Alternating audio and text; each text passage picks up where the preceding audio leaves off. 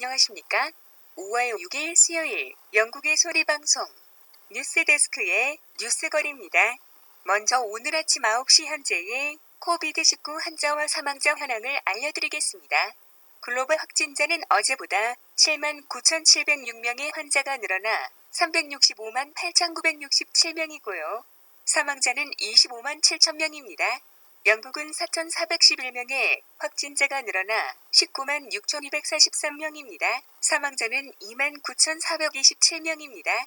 도미니크 라압 외무장관은 코로나 바이러스의 퇴치가 쉽지 않음을 시사하면서 코비드-19로 인해 청년 실업이 60만 명이나 증가했음을 수상관저에서 매일 열리는 코로나 바이러스 정보 회견에서 발표하였습니다.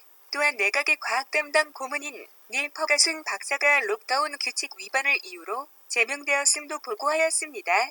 미국에서는 코로나 바이러스와 관련 매우 중요한 발견을 목전에 두고 있던 중국계 교수가 총기에 맞아 숨지는 사건이 발생했다고 폭스뉴스가 보도했습니다.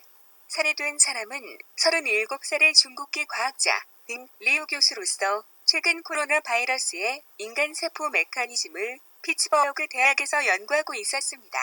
자신의 집에서 머리와 목에 총상을 입고 사망한 지 1시간 만에 발견된 리우 교수의 살해 용의자로 경찰이 추측하는 46세의 중국인 하오 국씨도 리우 교수의 집에서 불과 1마일 떨어진 곳에 주차되어 있던 차 안에서 변시체로 발견되어서 수사에 전진이 없는 상태라고 보도하면서 용의자는 리우 교수의 친구였다고 덧붙였습니다. 한국에서 삼성그룹 이재용 부회장이 자아 비판식 대국민 사과를 했습니다. 자신의 경영승계와 관련된 비난에 사과하고 삼성 내부에서의 노조 활동을 억눌렀던 것을 사과하며 자식에게는 경영승계를 시키지 않겠다는 약속까지 하는 기업인으로서의 치욕을 맛보아야 했습니다. 이재용 부회장은 문 정권 들의 정부 주선으로 재벌 총수들과 같이 평양을 방문하여 점심을 먹던 자리에서 북한 이선권으로부터 냉면이 목구멍으로 넘어갑니까? 라는 소리를 공개적으로 듣는 망신을 당하기도 하였습니다. 자유민주주의 정치 제도와의 자본주의 국가에서 국가 GNP의 12%를 생산하는 기업의 총수가 겪어야 하는 수모치고는 매우 정당하지 못하다는 것이 저의 방송의 생각입니다. 다음은 박지현 제작팀장이 발췌한 유럽에서 망신당하는 북한 관련 뉴스입니다. 독일 법원의 영업 중단 결정에도 문을 완전히 닫지 않았던 독일 베를린 주재 북한 대사관을 임차한 숙박업소 시티호스텔이 결국 폐쇄됐습니다. 독일 주재 미국 대사관도 지난달 27일 인터넷 사회 연결망 트위터를 통해 시티호스텔 베를린 건물의 1년 전 사진과 현재 사진을 비교하는 사진을 게시하며 현재 시티호스텔 베를린 건물의 간판이 철거되고 폐쇄 조치된 사진을 게시했습니다.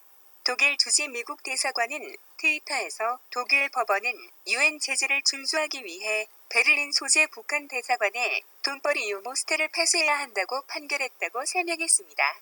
또한 리차드 그렌엘 독일 주재 미국 대사는 4일 북한의 베를린 호스텔이 폐쇄 조치됐다고 트위터를 통해 알렸습니다.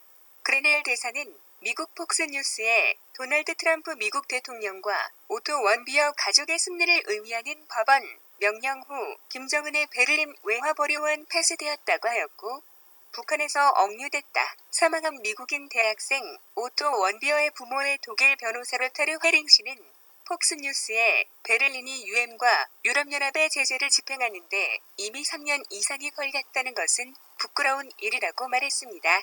다음 소식도 박지현 현 팀장이 발췌한 영국발 북한 관련 뉴스입니다.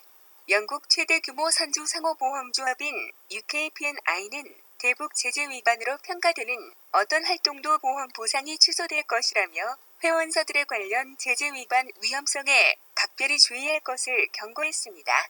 UKPNI는 1일 관련 내용을 공지해서 북한 정권이 핵 프로그램 폐기 조치를 취하지 않으며 유엔 안보리 결의를 계속 위반하고 있다는 전문가 패널 보고서의 지적을 소개하며 이에 따라 엄격한 제재 조치가 여전히 시행 중인 점을 상기시켰습니다.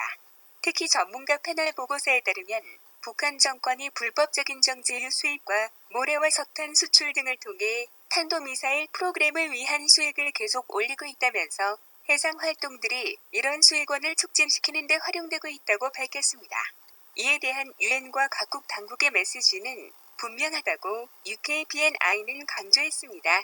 선주들은 제재에 대한 감시가 계속 진행 중이며 유엔 회원국들 간 협력을 통해 제재 위반에 대해 더 많은 증거들의 수집, 보고되고 있다는 점을 주목하라고 경고했습니다. 한편 UKPNI 측은 지금까지 회원사들이 대북 제재 위반에 연루된 사례는 없었다고 밝히기도 하였습니다.